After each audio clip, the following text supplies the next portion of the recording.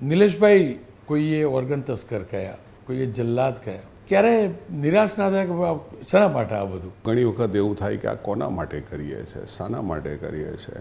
મારા પપ્પાને હું આજે પણ દર્શન કરું છું. જેને કિડની મળે છે તે મનોમન મારા પપ્પાના એમાં દર્શન પણ કરી લઉં છું કે આજે જો પપ્પા હતે તો કેટલા રાજી થતે.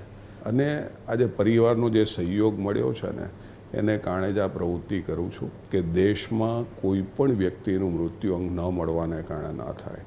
આપણે એઝ અ સિટીઝન તરીકે શું કરી શકીએ? આપણે દરેક વસ્તુ સરકાર પાસે અપેક્ષા રાખીએ, સરકારે આ કરવું જોઈએ, સરકારે આ કરવું જોઈએ, પણ આપણી શું ફરજ છે?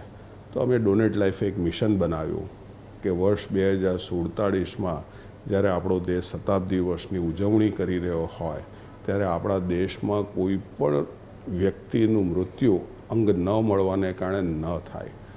આટલું બોલવાથી કામ નથી થતું, એને માટેનો આખો રોડમેપ બનાવવો પડે.